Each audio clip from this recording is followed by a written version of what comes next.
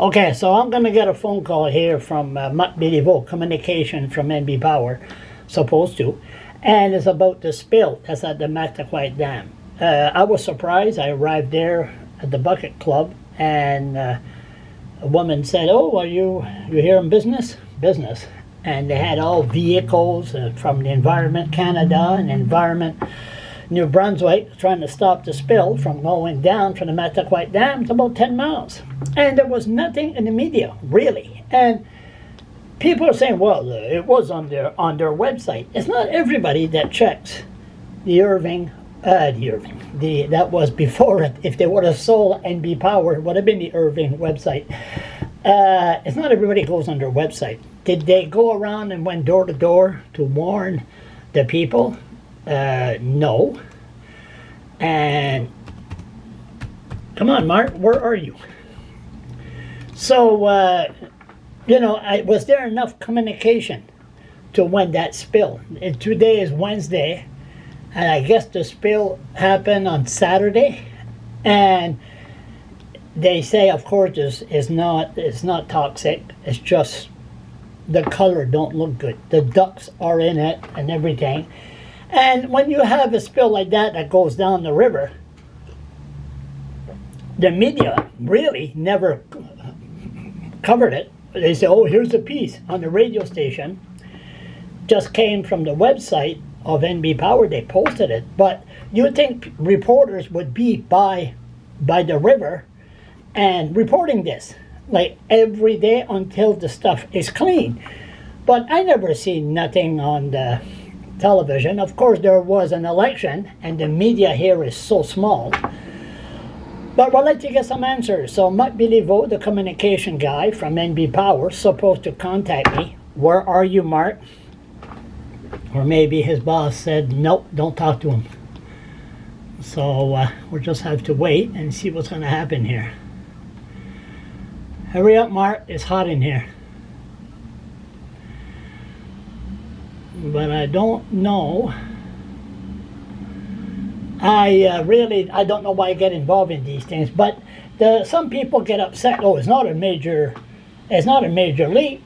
But even though it floated down the river for about 10 miles, and when are those sponges or whatever you call them, the contractors, to clean the oil, how long are they going to be there? And really, it doesn't look good. You see the oil floating on top of the river. If you want to see some of my pictures, just go to my Facebook or the blog, and you'll see it. But, like I said, the media is so small. Here we go. So, might get some answers here. Okay. Bonjour. Hello. Allô, je t'ai pas sur FaceTime, là. Tu m'as pas acheté? Non, moi je parle ici avec un caméra. I'm talking here on the camera. I've been talking here for 3 minutes. Oh, okay. Can you see me? No, I can't see you. That's good. That's good. I can't see you. There we go. See, this is different. This is non-editing. You know what I mean? I got you. You got me. Okay. When did that spill happen? So the spill happened from our perspective because we got calls on it late Saturday afternoon. Very, very late in the day Saturday afternoon, we got some calls that from the public and from the Department of Environment.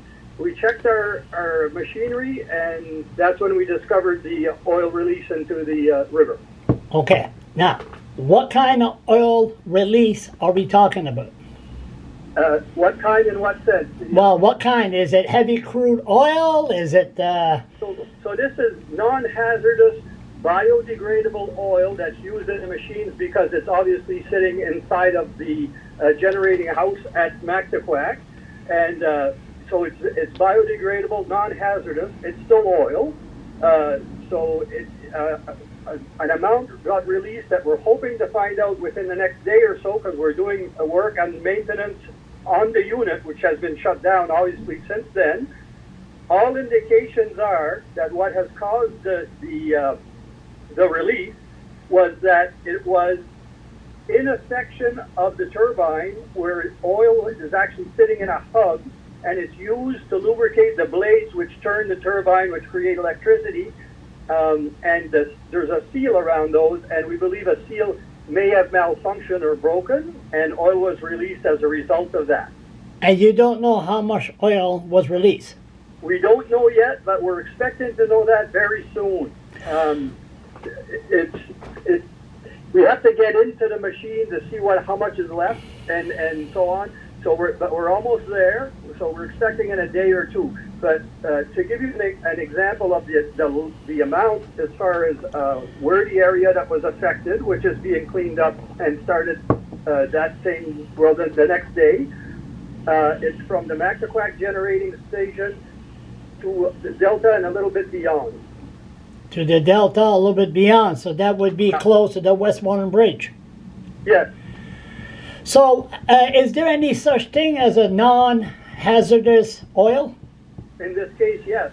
So what has happened, even in the short amount of days that there has been, we've hired, and we're working with the Department of Environment, both federally and provincially, and with a special team of a company from Nova Scotia that specializes in these types of cleanups. We're overseeing their work. They're on site. They have a number of boats. We've done a flyby with a helicopter to see what it looks like from the air. Did you see it? Pardon me? Did you go in a helicopter? No. No. Not me. Not you. You're supposed. You are the communication person.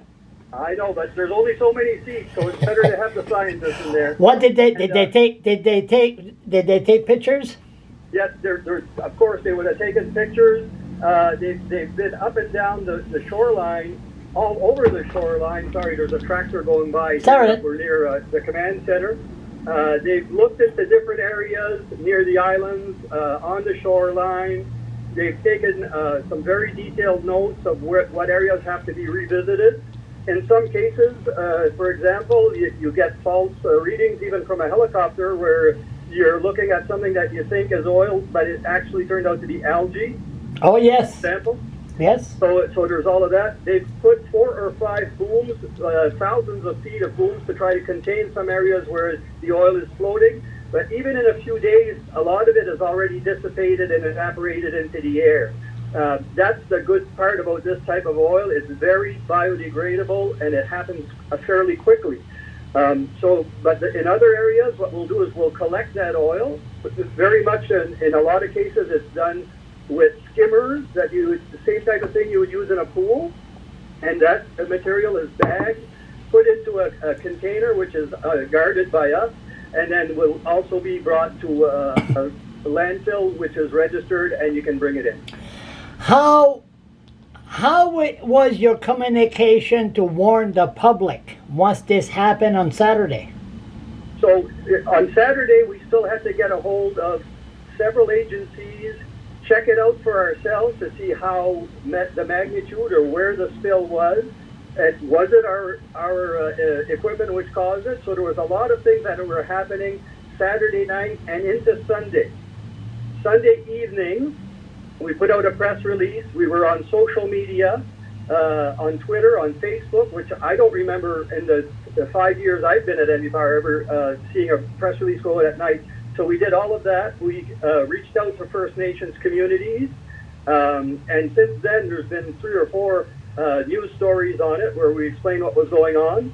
And so we feel we did everything we possibly could on a weekend that late at night. I think we were very proactive, and we continue to be. And we continue to look at different ways to reach people who live along the river, for example, which is where I am now.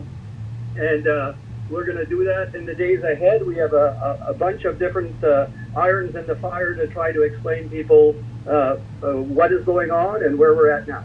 It's not everybody that's on social media there.